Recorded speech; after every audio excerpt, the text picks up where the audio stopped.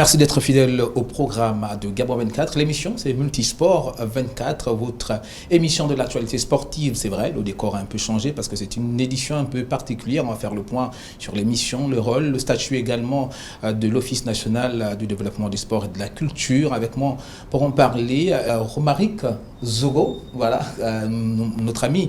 Romaric, j'espère que ça va. Ça va bien, Gaël, et vous Le week-end? Un week-end plutôt mouvementé. Les Panthères jouent bientôt. J'espère qu'on a le moral. On entame quand même les éliminatoires de la Coupe d'Afrique. On a forcément toujours le moral parce que les Panthères, évidemment, ont de très bons résultats au niveau de leur club. Il y en a qui ont été moins en verve, mais les attaquants sont en forme, les défenseurs marquent même comme le jeune Mboula. Donc il n'y a pas grand-chose à signaler si ce n'est un forfait des dernières minutes. En attendant cette rencontre du 6 contre le Maroc, nous sommes ici avec monsieur Loïc Ngwayi Kunda, qui est le directeur général de l'Office, qui nous fait le plaisir de nous recevoir dans son somptueux bureau. Monsieur le directeur général, merci de recevoir Gabon 24. C'est moi qui vous remercie. Bienvenue. C'est toujours un plaisir. Alors nous, on va faire un focus sur l'Office, vous êtes le directeur général. Peut-être déjà tout de suite nous faire un état de lieu de l'Office quand vous arriviez justement à la tête de l'organisation. Bien, merci. Nous sommes en fonction ici à la tête de l'Office, nommé depuis le 19 octobre 2023 et installé depuis le 27 octobre 2023. Dès que nous sommes arrivés, nous avons trouvé une situation assez particulière.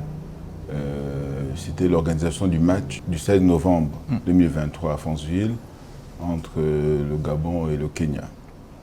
Et en 2 semaines, il fallait apprendre très vite, remobiliser les équipes, etc., avant véritablement de prendre en main l'Office et de connaître exactement les missions, etc., et de déployer tout le programme qui nous est assigné par les plus autorités.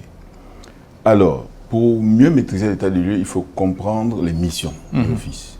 L'Office national de développement du sport et de la culture a pour mission, entre autres, côté sport, la gestion des infrastructures sportives héritées des différentes CAN, et bien sûr tout ce qui est corollaire, c'est-à-dire les centres d'entraînement, l'hôtellerie qui héberge parfois les sportifs, et la gestion des événements nationaux et internationaux à caractère sportif, gestion de la billetterie, etc.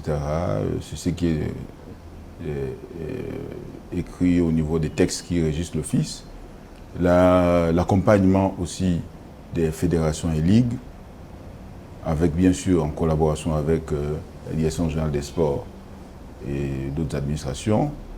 Et il y a aussi le financement des équipements et l'entretien de ces infrastructures sportives.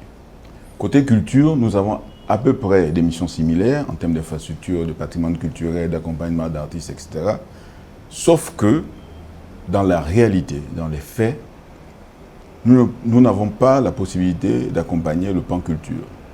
Parce que, au niveau du financement de l'Office national de développement de la culture, il y a ce que nous avons hérité du Fonds national de développement du sport.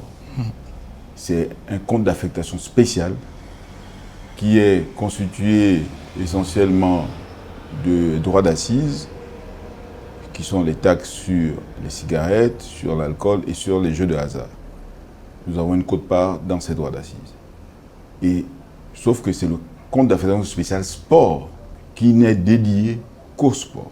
Lorsqu'on a mis en place l'Office national de développement du sport et de la culture, il fallait aussi mettre en place un fonds de développement de la culture. Depuis 4 ans que l'Office existe, ce fonds n'avait pas été activé. Ce qui fait qu'il était quasi impossible de prendre des fonds du compte d'affectation spécial sport pour financer la culture.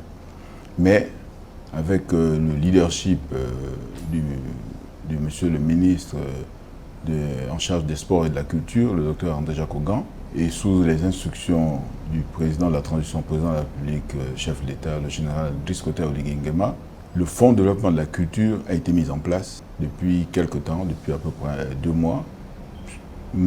Cependant, il ne sera pas géré par l'Office national de développement du sport et de la culture.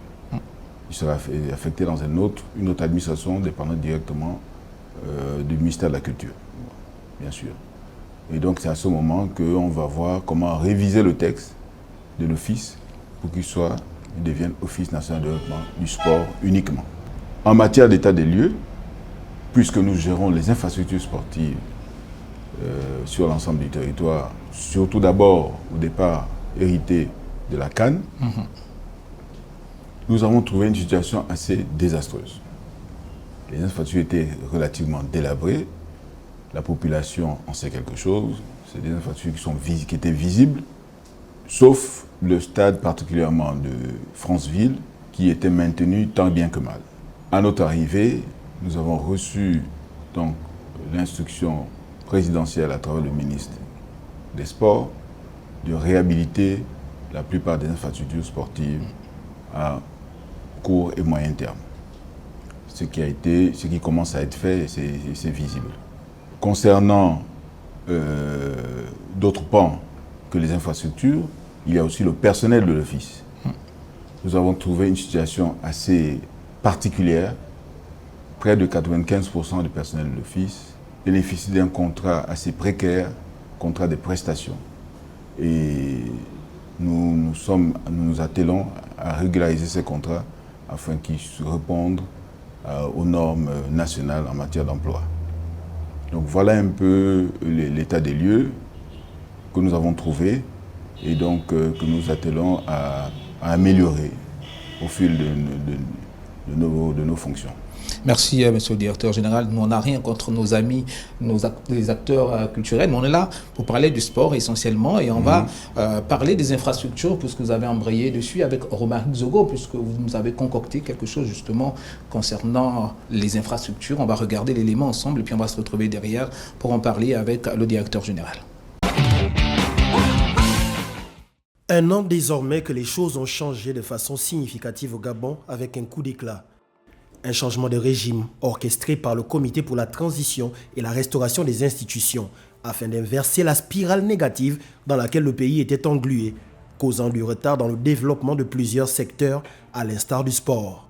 Très peu d'infrastructures sportives et celles qui existent ne sont plus exploitées ou servent à autre chose que ce pourquoi elles ont été construites au départ.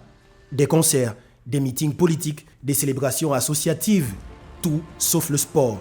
4 stades majestueux dans 4 grandes villes du pays, mais à ce jour, une seule de ces enceintes reste utilisable pour des compétitions internationales dignes de ce nom. C'est le stade de rénovation à Franceville. Pour l'amitié sino-gabonaise de Libreville, Ngong Doyem et Michel Essongué de Port-Gentil, il faudra repasser.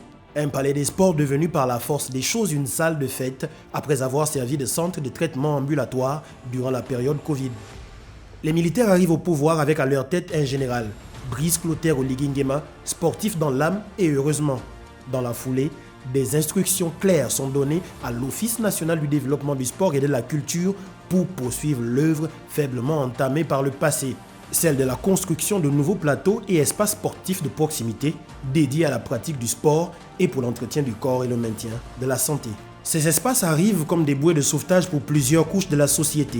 En dehors des populations gabonaises et celles vivant au Gabon qui peuvent librement y accéder, il y a des associations et ligues qui ont flairé là la bonne opportunité de réduire les coûts en attendant que des infrastructures plus adaptées à leur discipline soient construites. Vraiment, grand merci au CETRI parce qu'ils font des bonnes choses pour nous et nous sommes reconnaissants de leurs bienfaits. C'est une plus-value pour le sport de proximité que nous faisons au sein de notre association, utiliser les infrastructures faites par l'ONDC. Et je pense que c'est un cheval de bataille du président de la République. Le président de la transition a à cœur depuis son accession à la tête du pays la cohésion sociale entre les Gabonais et les étrangers installés au Gabon.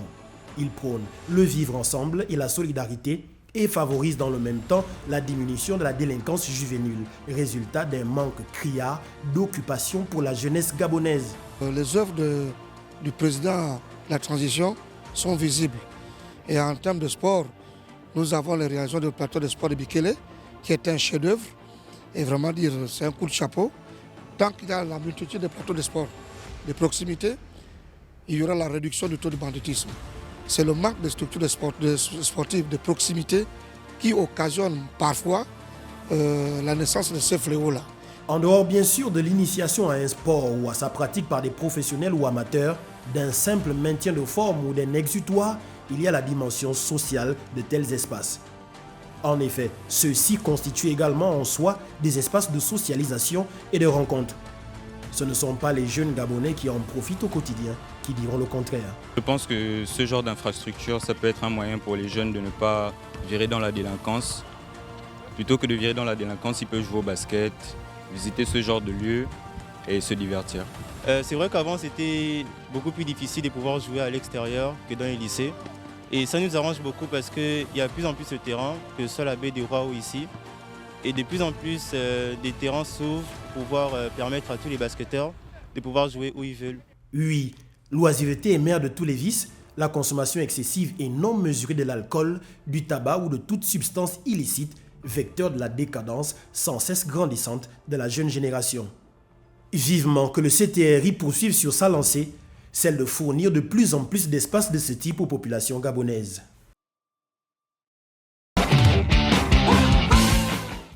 Voilà, vous venez de regarder avec nous cet élément de Romaric. Romaric, je vous laisse, puisqu'il s'agit d'un élément que vous maîtrisez très bien. Peut-être vous avez quelques questions à poser au directeur général. Justement, monsieur le directeur général, dans l'élément, on a essayé de brosser un peu la question des infrastructures et on s'est concentré sur les infrastructures de proximité, même si on a parlé des plus grosses que sont les stades de Michel Songué, Ngor-Goyem, mais les infrastructures de proximité qui, elles, créent quand même une émulation autour de la population et de ceux qui en bénéficient. Est-ce qu'on peut en parler avec vous, l'objectif qu'on vous a assigné par rapport à ces infrastructures?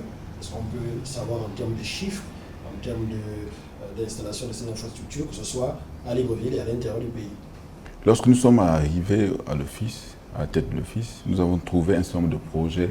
Vous voyez l'équivalent, pour ceux qui connaissent un peu à Libreville, c'est l'équivalent Club Saouti ou bien Beach Club, etc. C'était ce type de projet qui était programmé.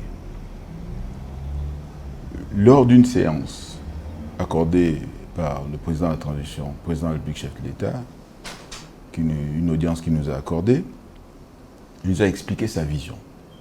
Ce qu'il voulait, c'est mettre la population gabonaise dans la pratique du sport régulièrement. Donc rapprocher les infrastructures de la population.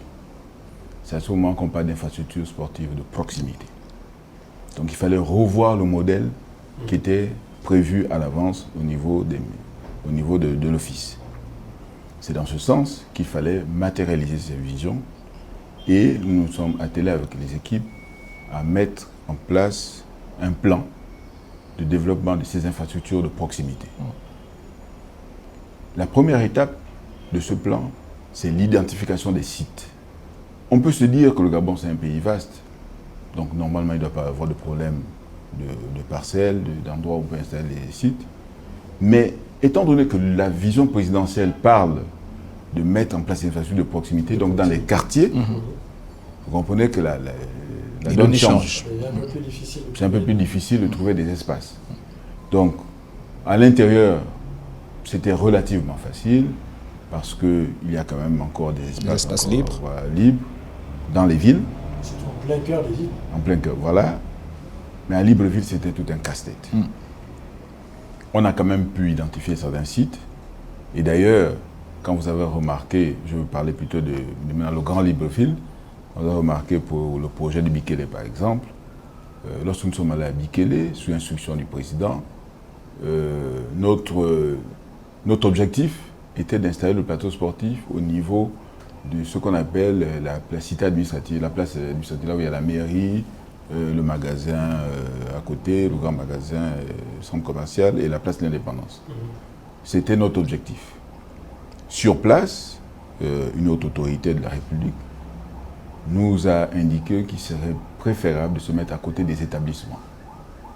Et là-bas, il avait un titre foncier qu'il nous a offert gracieusement. C'est dans ce sens que nous avons orienté nos constructions vers ce plateau sportif qui a été inauguré il y a quelques semaines par le président de la République, président de la transition. Lors de cette inauguration, le président lançait un appel solennel. Il a appelé aux autres propriétaires de terres, d'espaces, de suivre le pas de l'ancien Premier ministre Paul Biya-Yekemba de nous offrir des espaces dans Libreville Intramuros, dans le Grand Libreville, où on pourrait mettre en place ce genre de plateau sportif, ce genre d'infrastructures sportives pour la jeunesse.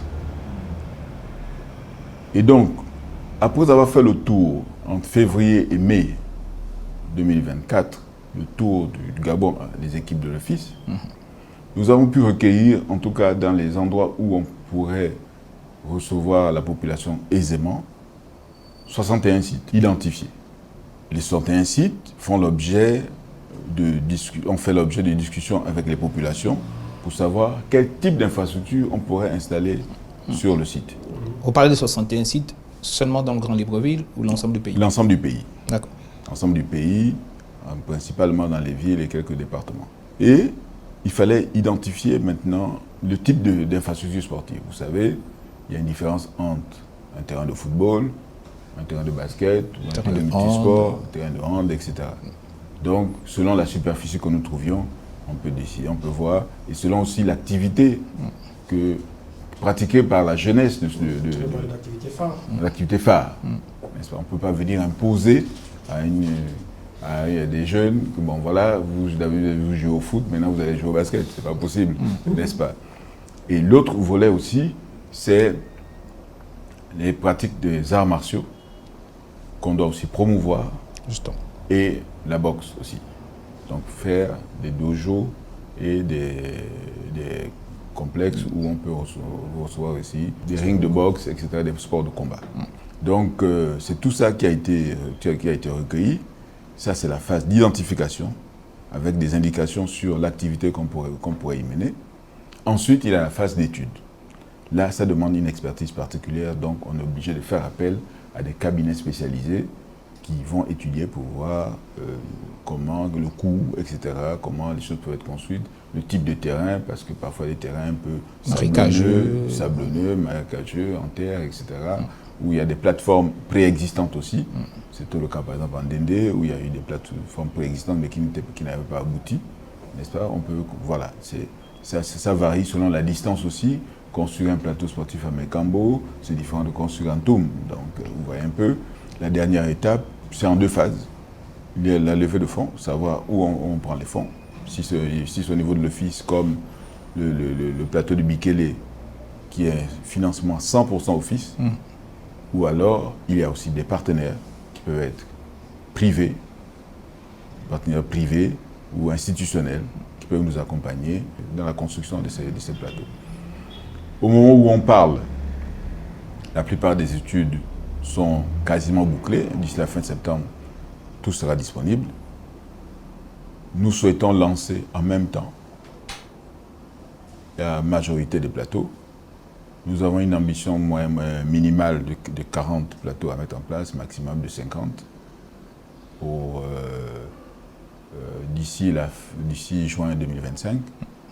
Donc, nous sommes en contact avec les partenaires. Il y en a qui viennent déjà vers nous parce que apparemment l'inauguration de Bikele a fait écho. Exactement.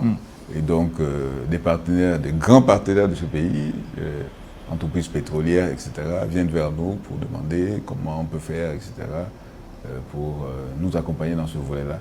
Même si, en réalité, nous comptons d'abord sur nous-mêmes, parce que les droits d'assises peuvent déjà nous permettre d'avancer un peu sur ce chantier, cette matérialisation de la vision présidentielle. D'accord, monsieur le directeur général, peut-être parler justement de la question de la gestion de ces infrastructures, et notamment comment vous gérez, puisqu'au niveau de Libreville, par exemple, il y a des structures aussi privées qui existent dans ce sens-là.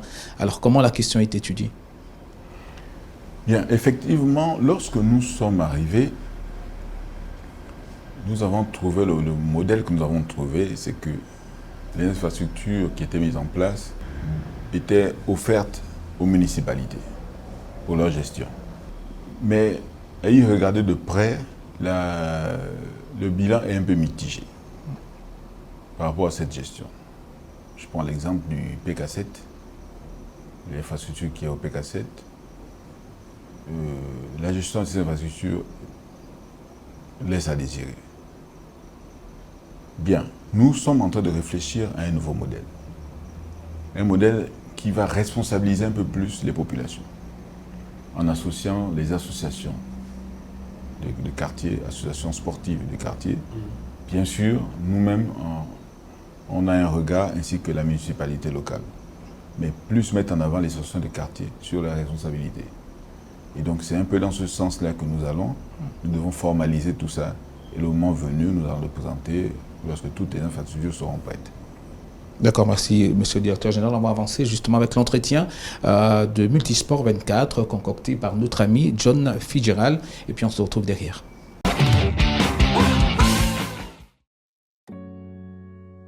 Ouais. Comment ça va? Comment ça va? Ah, ça fait plaisir de te voir là depuis la dernière fois qu'on s'était pas vu. Ouais, c'était à l'Euro. Bah oui, effectivement, ça remonte quand même. Ouais, on a partagé un super plateau, c'était bien, c'était intéressant. Non, en tout cas, ça fait plaisir de te revoir, ça va, ça va. Bon, mais aujourd'hui, on va pas partager le plateau, mais on va par contre s'intéresser à un fait. Enfin, moi, je m'intéresse à un fait avec Multisport. Comment ça se passe avec donc les jeunes? On sait qu'il y a le tournoi de Montaigu, il y a plein de tournois comme ça. Parfois, les parents ne s'intéressent pas à ce que font les enfants, surtout pour leur carrière, surtout les pères, alors qu'on sait que c'est important. Il y a beaucoup de joueurs qui se plaignent parfois de ne pas avoir été soutenus par leurs parents. Mais toi, tu as un enfant qui s'appelle... oui, Alessio Nguema, effectivement. Ouais. Alessio, ouais, il est italien. Voilà, ouais. Non, t'inquiète pas, il est gabonais, t'inquiète pas, il est gabonais. Oui, en fait, je voulais savoir comment ça se passe en fait. Et comment tu gères sa carrière? Bah écoute, comment je gère sa carrière, et effectivement, tu fais bien de le signaler, que ça fait un moment, moi je suis revenu au Gabon. Et quand j'étais là-bas, c'est moi qui m'occupais un peu de lui, hein, avec sa maman, effectivement. Et je faisais un peu tout, hein. Je l'emmenais à l'entraînement, même au niveau des études. Hein. Je l'accompagnais à l'école et tout ça, c'est vraiment pas facile. J'ai mis à sa disposition un agent, donc il a un manager, quelqu'un qui s'occupe de lui. Donc je suis tout le temps au téléphone avec l'agent, que ce soit avec l'agent ou avec mon fils. Bon, mais avant d'avoir l'agent, quand même, tu étais avec lui, ça se passait comment? Comment tu l'encourages? Comment il a fait pour s'intéresser au football? Est-ce que c'est parce que tu as vu marquer les buts contre le Ghana ou bien... Peut-être, hein, peut-être parce qu'il m'a vu jouer au football. Ouais. C'est pour ça qu'il s'est intéressé aussi. Et c'est vrai que quand il était petit, je l'achetais souvent des ballons. Et puis bon, il a commencé à s'intéresser au foot. Il est très fort, il joue défenseur central. Moi, j'étais attaquant de couloir, que ce soit à gauche ou à droite. Donc, effectivement, quand on était là-bas, moi, je m'occupais de lui, je l'amenais à l'entraînement, je l'encourageais toujours, je l'achetais des crampons.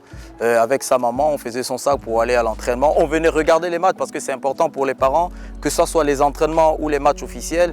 Il faut toujours être derrière l'enfant, toujours l'encourager. Alors, ce que moi, je faisais, pendant les matchs, je prenais quelqu'un pour filmer ces matchs, que ce soit les entraînements ou les matchs. Ça, c'est important par contre? Oui, c'est important pour l'enfant, c'est-à-dire que tu filmes ces séances d'entraînement et quand on arrive à la maison, on essaie un peu de revoir tout ça, d'essayer de voir un peu ce que je peux donner comme conseil. Ce que je dis toujours, même jusqu'à présent à mon fils, c'est-à-dire que le football, c'est bien, mais l'école, c'est encore mieux, tu vois. Donc c'est pour ça que je disais, même quand on était là-bas, je l'accompagnais toujours à l'école. Mais ce que tu ne sais pas, il a passé son bac, il a eu son bac. Donc ça, oui, donc ça c'est important déjà. Il a quel âge déjà? Donc il a 18 ans, donc je suis content pour lui, je suis très fier pour lui. Quand j'étais là-bas, donc j'ai appelé mon agent, je lui ai demandé, je lui ai dit que j'avais un fils qui joue au football. Donc il est venu regarder mon fils pendant des matchs. Ah, c'est là d'où il m'a dit, bah, tiens Stéphane, ton fils il est vraiment intéressant, donc est-ce qu'il y a moyen de faire quelque chose? Donc c'est comme ça qu'on a commencé à travailler ensemble avec mon agent. Quel conseil tu peux donner par exemple à des parents qui souhaitent aussi bien suivre la carrière de leurs enfants? Alors le conseil que je peux donner aux parents, c'est-à-dire de laisser, alors si l'enfant a décidé de faire du football, laissez l'enfant faire du football. Mais vraiment, s'il a vraiment envie de faire ça, beaucoup, hein. Voilà, effectivement. Bah oui, vous savez que c'est le sport roi, donc oui. Bon, là, quand même, tu vas me dire une vérité. Ton fils va jouer pour le Gabon ou il va jouer pour la France? Bon, écoute, mon fils, il est français gabonais, mais mon fils va jouer pour le Gabon. T'inquiète pas, il sera dans les Panthères du Gabon, t'inquiète pas. Merci encore. C'est vraiment... C'est moi qui te remercie, John, voilà. C'est moi qui te remercie. Mais t'inquiète pas, j'avais oublié de dire, c'est-à-dire que moi, je parle aussi à mon fils de l'après-football, c'est-à-dire que c'est important, les gens ne le savent peut-être pas, il n'y a pas que le football dans la vie, c'est-à-dire que moi j'ai joué au football, j'ai préparé mon après-football et on n'est pas à l'abri des blessures. On n'est pas à l'abri, il suffit juste d'une blessure pour arrêter sa carrière de footballeur. Donc même en jouant au football, il faut toujours penser à son après-foot, c'est très important. D'accord, ouais. Merci beaucoup Stéphane. Bon allez, à la prochaine John. J'espère qu'on aura encore temps de passer un plateau. Non, t'inquiète pas, je suis toujours disponible, t'inquiète pas. Allez, à la prochaine John. Ok, d'accord. Okay. Allez, nous on est toujours sur ce plateau avec le directeur général de l'office. Remarquez que vous avez une question justement sur les délais. Vous inquiétez un peu par rapport à l'annonce du directeur général? Bon, nous, on est quand même les porte-voix des populations et lorsqu'on annonce un certain nombre de chiffres, les Gabonais aiment bien s'attacher aux chiffres parce qu'ils sont toujours à l'affût pour nous mettre face à nos réalités. Vous avez annoncé que les chantiers allaient démarrer de façon simultanée et que normalement, on devrait avoir la livraison de 40 à 50 de ces plateaux sportifs-là d'ici à la fin du premier semestre 2025. Est-ce que c'est possible? Est-ce que ces chantiers peuvent être effectivement livrés, autant de chantiers en si peu de temps? Je considère que c'est peu, mais à vous de me dire. Oui, en effet, je comprends vos interrogations. Un chantier, un plateau sportif, lorsqu'il démarre, il est livré en 3 mois. L'option que nous avons prise, c'est de confier la quarantaine, voire cinquantaine de plateaux aux entreprises locales, selon un cahier des charges bien précis et de façon diversifiée. En d'autres termes, on va sélectionner une vingtaine d'entreprises locales qui vont avoir chacun au moins 2 à 3 chantiers à réaliser en 3, 4, 5 mois. Ce qu'il faut aussi, dans ce sens, il y a une question qui doit être mise en lumière, parce que nous avons constaté un certain nombre de choses sur le terrain. Il y a des entreprises privées de bonne foi qui sont partants pour réaliser un certain nombre d'infrastructures et après mettre à disposition de la population. Il faut savoir que l'Office national de développement du sport et de la culture est garant des normes de construction en matière de sport, d'infrastructures sportives publiques. Quelqu'un dans son domicile peut faire son petit plateau, il n'y a pas de problème. Mais lorsque c'est mis à disposition de la population, il faut absolument qu'il y ait le quitus, l'Office national de développement du sport et de la culture. C'est en ce sens que nous avons constaté qu'un certain nombre de plateaux ne correspondent pas en matière de sécurité, de dimension. Je donnerai l'exemple du plateau sportif qui est au niveau du camp de police à Lambaréné. C'est une grande entreprise pétrolière qui a financé. Mais malheureusement, elles ont confié à une entreprise qui a fait selon les normes à elle, mais pas selon les normes internationales. Il y a des problèmes de sécurité sur ce site.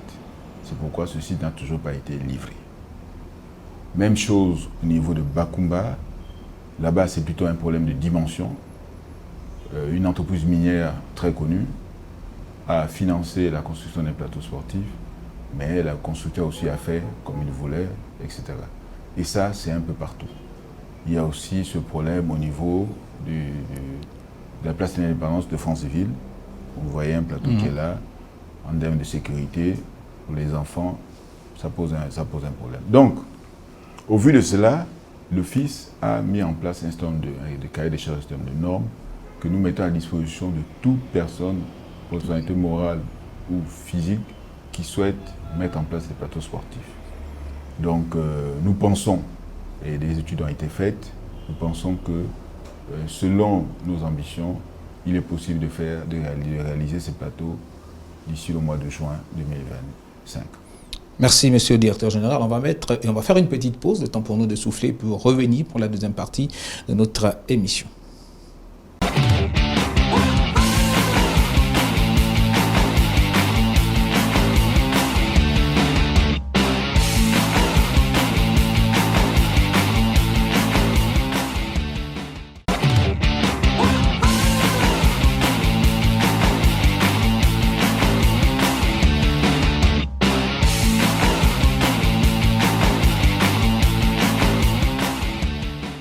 Allez, retour sur notre plateau, l'émission Multisport 24. Nous sommes avec le directeur général de l'Office national de développement du sport et de la culture. On a parlé des missions, l'état de lieu, on parle des infrastructures qui vont être implantées partout dans le Gabon. Justement, monsieur le directeur général, peut-être revenir sur l'objectif recherché par la construction de tous ces espaces.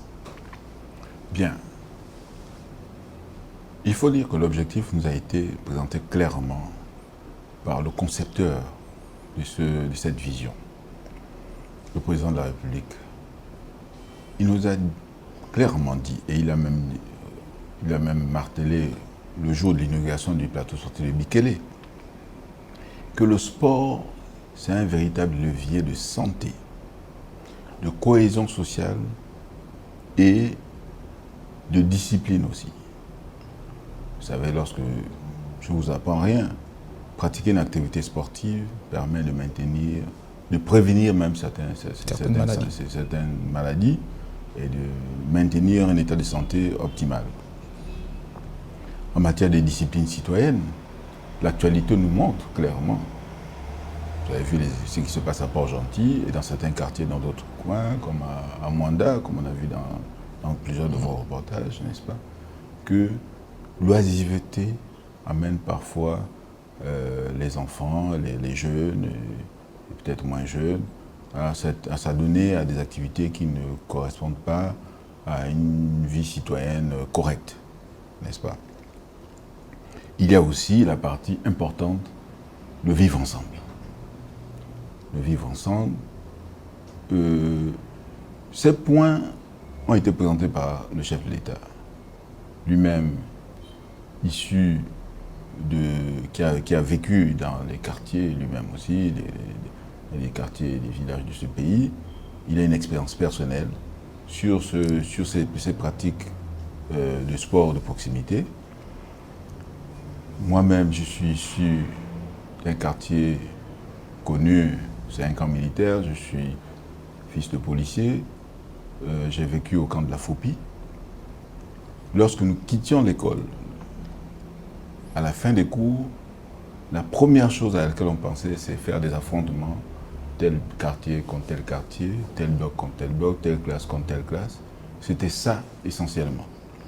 Et jusqu'aujourd'hui, j'ai des frères d'enfance comme Cédric Moubamba, comme Nzigo Chivasta, Fabrice Domarcolino que j'affrontais plein Niger, il habitait à plein Niger contre la Fopi, n'est-ce pas? On construit des histoires communes, un vivre ensemble par rapport aux activités que nous menions un peu plus jeunes. Donc mettre à disposition ces plateaux sportifs, c'est créer aussi une forme d'émulation déjà et de vivre de style de vie et des histoires à raconter au fil de la vie et d'occupation aussi. Donc c'est ça un peu la vision du président de la République, n'est-ce pas, de faire en sorte que les jeunes soient en permanence occupés dans des activités saines. Est-ce que ce n'est pas aussi une occasion justement pour faire de ces espaces de creuset, de détection pour les différents jeunes dans les quartiers? Bien sûr, ça c'est la seconde phase. Parce que la première phase c'est d'abord occuper. La seconde phase, comme je vous ai dit tout à l'heure par rapport à mon histoire personnelle, ces talents dont j'ai parlé, Constant Tamboucha, Cédric Moubamba, nous, vous parlez de ces talents aujourd'hui qui sont à l'équipe nationale pour certains qui ne sont plus. Comment ça se passe? Est-ce que souvent vous les battiez ou bien ils ont toujours gagné? Bon, on était la même équipe. D'accord, ça nous rassure. Alors, donc je jouais milieu défensif avec Cédric Moubamba. Alors, donc, justement, c'est à ce niveau. Bon, vous voyez que j'étais moins talentueux qu'eux, ils ont été détectés, donc, n'est-ce pas? Donc, c'est à ce niveau, justement, c'est la première phase. Parce qu'avant qu'on détecte un talent à 14, 15, 16 ans, il faut déjà qu'il ait pu s'initier à la pratique de cette activité un peu plus jeune, n'est-ce pas? Et donc, ce n'est pas en apprenant une activité sportive à 16, 17 ans qu'on deviendra un talent. C'est un peu plus jeune, il faut commencer très tôt. Et donc, c'est dans ce sens, effectivement, que ça, c'est la seconde phase. La seconde phase, c'est nous avons l'ambition de créer des centres d'excellence avec des bourses pour pouvoir justement recueillir ces jeunes talents-là qui sont dans les plateaux d'hiver.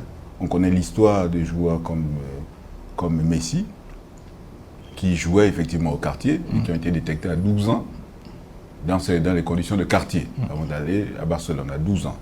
Donc vous voyez qu'il faut d'abord justement être à disposition des infrastructures sportives et à partir de là, on pourra voir qui a du talent et qui peut faire autre chose, n'est-ce pas? D'accord, monsieur le directeur général, c'est pas qu'on va embrayer justement sur l'incident de la dernière fois concernant le match et puis cette coupure pour revenir justement sur la question des infrastructures. On a souvent l'impression qu'au Gabon, on n'a qu'un seul stade et pourtant c'est pas le cas. Plusieurs stades ont été construits à l'occasion des différentes CAN qu'on a organisées au niveau du Gabon. Peut-être revenir justement sur cet incident de coupure en plein stade, un match international. Merci. Il faut dire que lorsque je faisais l'état des lieux au moment où on arrivait, je vous ai expliqué que la situation était assez déplorable. Nos grandes infrastructures héritaient des CAN. Le stade Michel Essongué, limite, c'était du sabotage parce qu'il y a des choses vraiment en matière de câbles électriques, des choses qui ont été déracinées, etc., des câbles souterrains, etc. Le stade Ngong, l'OIM, là-bas, plutôt, c'était la négligence, simplement, la négligence. Et il y a le stade de l'Amitié, qui lui, effectivement, qui est aussi à l'abandon, et donc la détérioration du temps. Par contre, au niveau des stades de Franceville,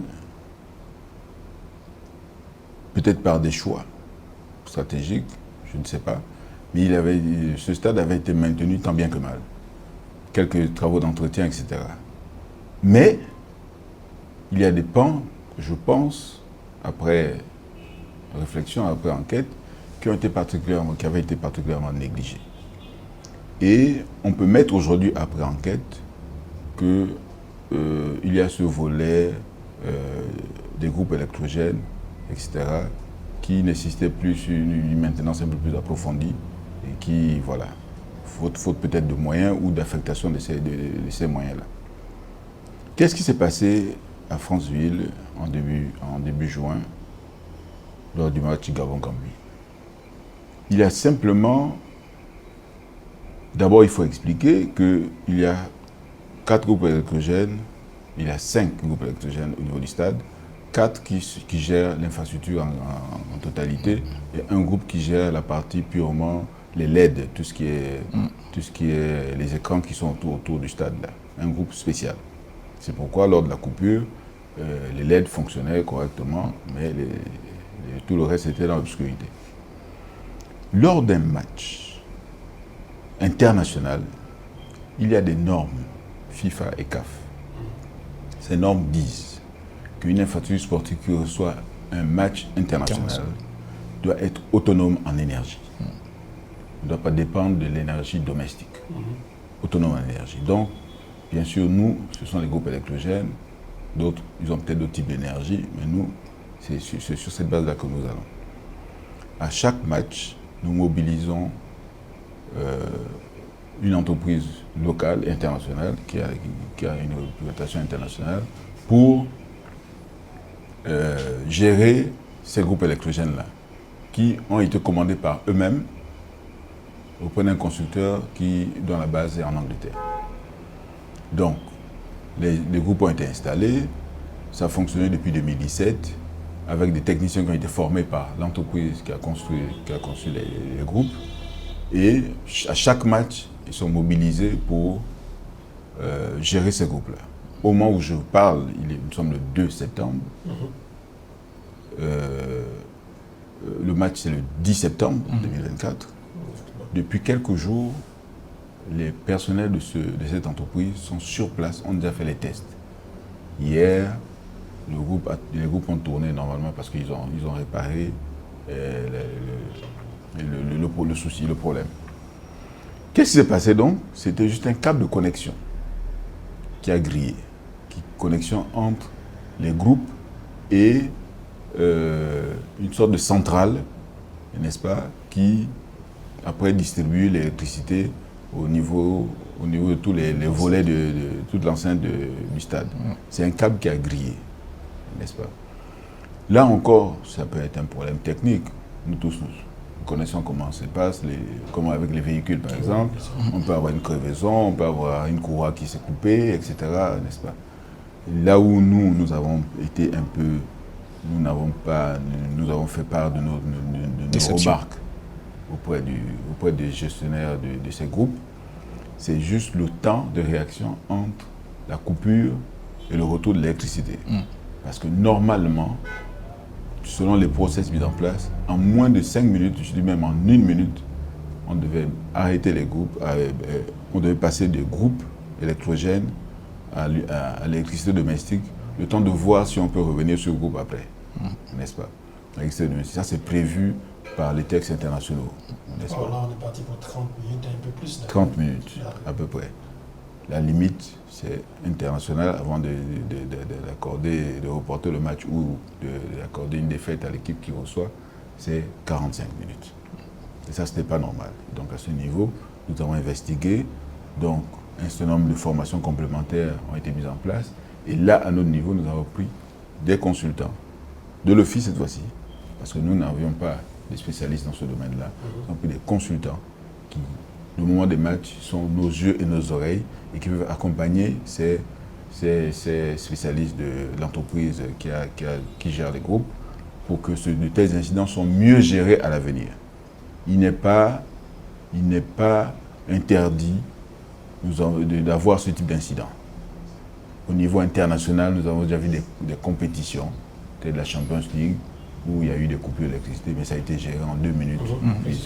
Justement, donc on va marquer une petite pause, monsieur le directeur général. On va regarder le portrait qui nous a été concocté par Sarah Zinedine, et puis on se retrouve pour la fin.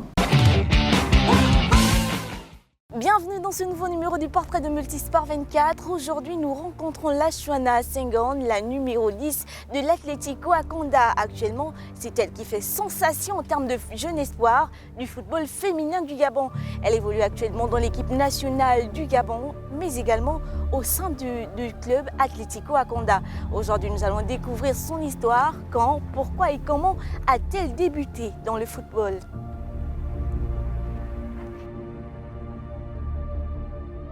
Lashwana, bonjour. Bonjour mademoiselle. Comment allez-vous? Bien, merci. Je vais très bien. D'où tenez-vous votre passion pour le football? J'ai commencé à jouer depuis 9 ans. Je traînais avec mes frères, des garçons, tous des garçons. Et à chaque fois, ils m'entraînaient vers des terrains de football et tout. J'étais toujours la seule fille et ça m'a plu. À 14 ans, j'étais dans un centre de formation de garçons, de moins de 16 ans. Et après le centre de formation, j'ai rejoint l'Atlético Akonda à 15 ans, où j'y suis jusqu'à présent. Moi, j'étais fan de 2 joueuses, 2 internationales gabonaises qui ont joué, qui ont fait les beaux jours de l'équipe nationale. De là, je parle de Flora Bouilly et Winnie Mapangou. Donc, c'est des personnes qui m'ont toujours inspirée et qui m'ont fait rêver. Concernant des clubs, j'ai eu plusieurs propositions à l'étranger. Mais à cette époque, j'étais beaucoup trop jeune et ma mère ne voulait pas que j'y aille. Et maintenant, on attend. On a proposé à des clubs, moi et mon manager, donc on attend leur réponse. Et jusqu'à présent, quel a été votre parcours en tant que footballeuse? Déjà, en 4 ans, je pense avoir beaucoup évolué.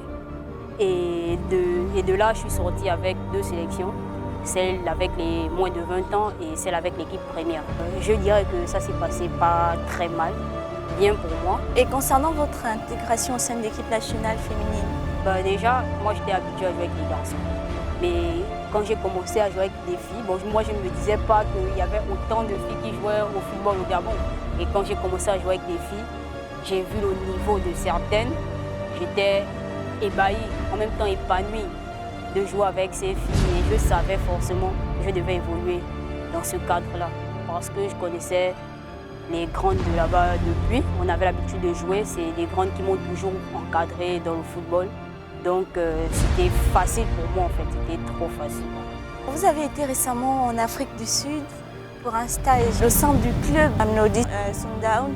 Comment s'est passée cette période-là? Le club est très structuré.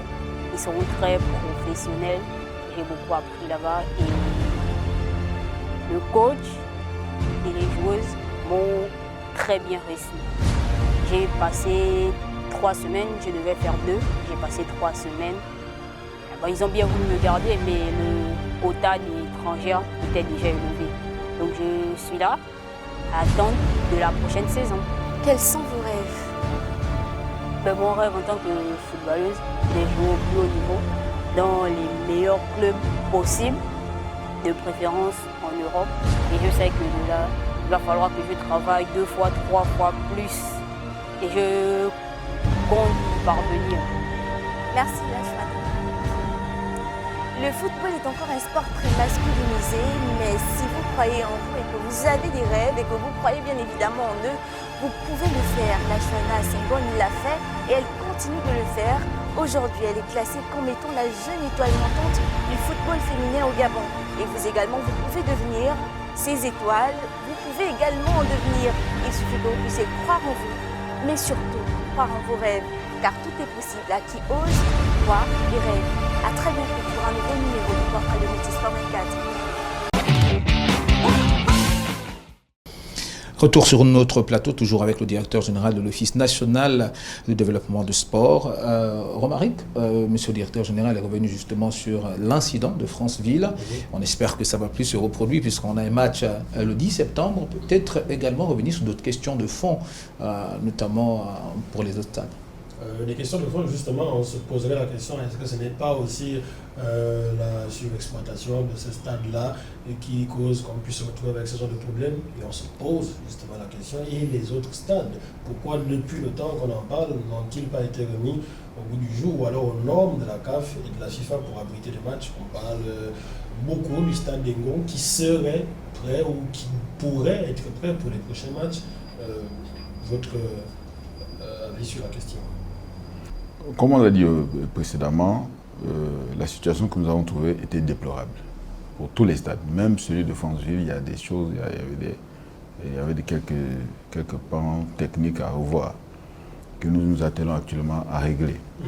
Pourquoi Franceville? Nous avons trouvé la situation telle qu'elle, mais le chef de l'État nous a indiqué qu'il veut absolument que les Panthères se produisent dans d'autres stades que celui de Franceville. Il fallait faire un état des lieux. Nous sommes allés sur place au niveau du stade Ngom d'Oyem et au niveau du stade Michel Essongué de Port-Gentil. L'état des lieux faisait qu'il était plus aisé d'avancer sur celui d'Oyem parce que l'essentiel était préservé, mais il y avait certaines choses, certains éléments à refaire. Et surtout au niveau de Yem, aujourd'hui, au moment où on parle de septembre 2024, il y a toujours ce problème d'aire de jeu. Mais la solution est en cours de règlement. Donc nous espérons organiser une rencontre internationale en mars 2025 au niveau du stade Ngong de Yem. Parce que une entreprise turque a fait une étude sur l'aire de jeu et normalement, en 4-5 mois, elle pourra installer une aire de jeu plus convenable, plus correcte, qui répond aux normes internationales. Quant au stade Michel Essongué de Port-Gentil, c'est un peu plus complexe. Parce que là-bas, la détérioration s'est faite pas seulement au niveau de l'infrastructure même, mais les problèmes d'électricité sont un peu plus profonds. Il y a des câblages qui ont été arrachés depuis l'extérieur de l'aire de jeu. Il y a des problèmes de transformateurs, il y a des problèmes un peu plus prononcés. Il y a aussi le stade de l'amitié. Heureusement pour nous, il y a eu le dialogue national.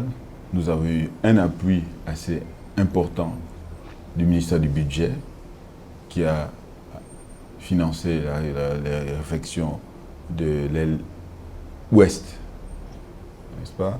Il reste maintenant l'aile est aussi. Et bien sûr, des problèmes aussi par rapport aux écrans, etc.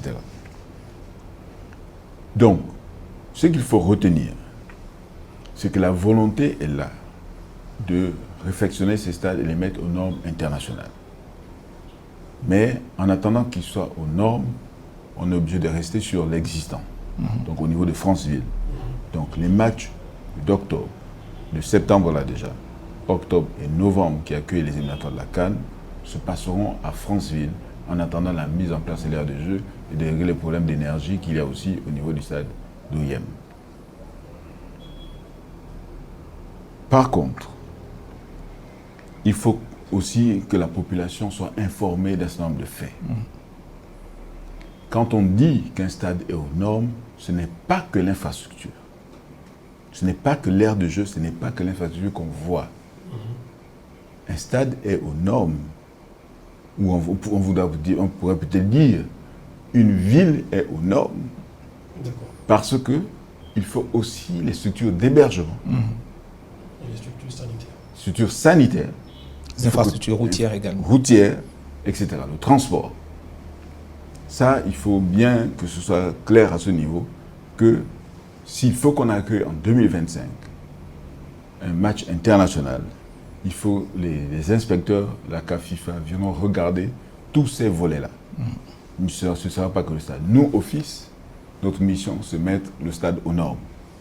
Mais il y a d'autres paramètres qui viennent sur lesquels il faut tenir compte.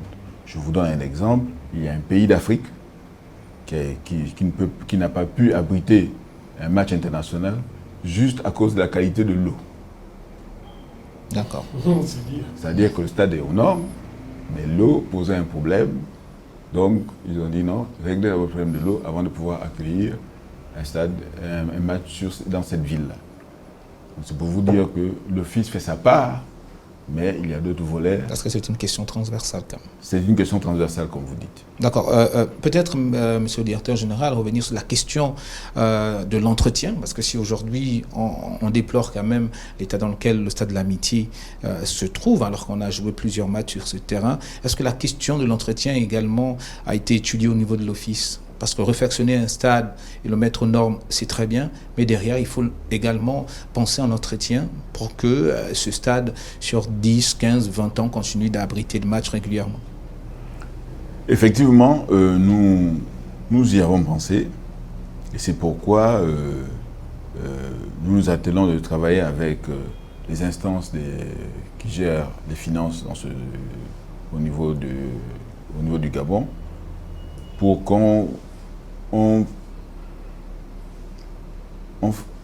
à la limite, qu'on respecte ce que les textes prévoient. Nous sommes entendus, depuis même nous faisons un plaidoyer dans ce sens, afin de pouvoir bénéficier des crédits qui nous sont normalement alloués pour procéder à l'entretien de ces infrastructures. Il faut dire d'autre part que nous sommes un EPIC, établissement public à caractère industriel et commercial, sous la tutelle technique du ministère des Sports, en charge des sports, et la tutelle financière des ministères en charge du budget et de l'économie. Et donc, nous présentons à notre tutelle financière, n'est-ce pas, nos préoccupations, et dans le sens de nous aider à mettre aux normes les stades, et comme vous dites, à moyen terme, les valoriser, afin de faire rentrer des fonds et pouvoir maintenir l'infrastructure en termes d'entretien. Alors, monsieur le directeur général, permettez-moi, peut-être que certains Gabonais vont m'en vouloir. Quand on regarde au ministère du Sport et quand on regarde l'Office, on a comme l'impression que ce sont des institutions qui sont là uniquement pour le football. Dites-nous que ce n'est pas le cas. À ce niveau, je vais vous renvoyer plutôt vers les responsables des fédérations.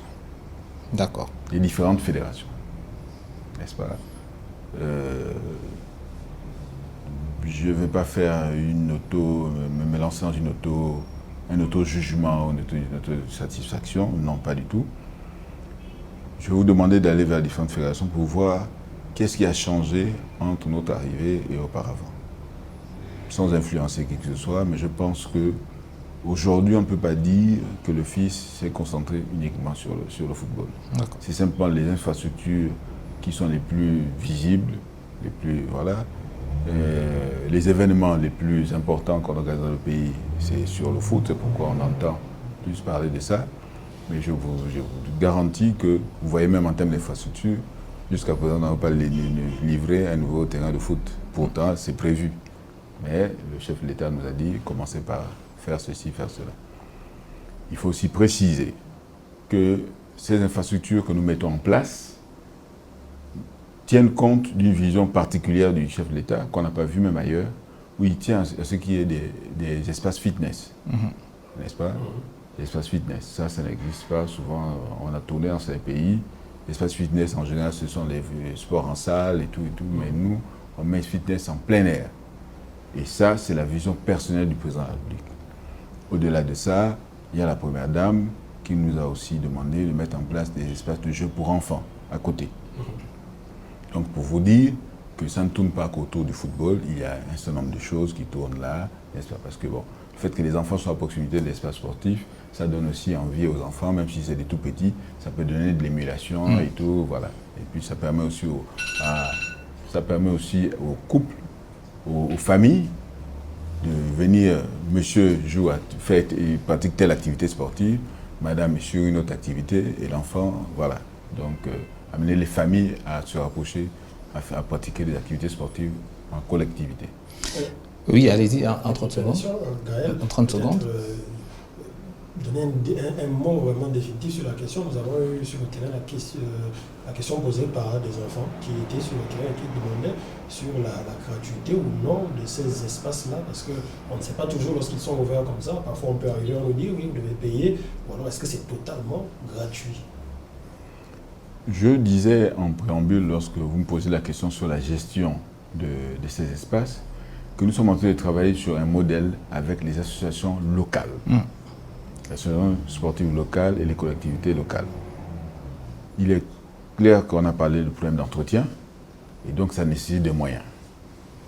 Bien sûr, on pourrait demander une contribution à titre symbolique à certaines personnes qui viennent sur le site, et ce ne sera pas de la location carrément. Mais il faut bien que ces associations puissent avoir un certain nombre de moyens pour régler un problème de fixation de quelque chose, de soudure, etc., de tel plateau. Mais de façon globale, n'est-ce pas, il n'est pas question de faire payer, c'est une contribution. Pourquoi on parle d'association? Dans un terme d'association, on contribue à ce que notre espace commun puisse être maintenu en bon état d'utilisation. Merci à M. Loïc Ngwayi Koundao. Je rappelle que vous êtes le directeur général de l'Office national de développement des sports et de la culture. Merci d'avoir accepté de nous recevoir ici pour ce plateau spécial délocalisé. C'est moi qui vous remercie. Merci également à vous, à Romaric Zogo. Nous sommes arrivés au terme de notre émission. On se donne rendez-vous très prochainement. On ne sait pas, peut-être que dans un autre espace, avec un autre directeur général, un autre responsable de l'administration sportive. On se donne rendez-vous très prochainement. Ciao, ciao.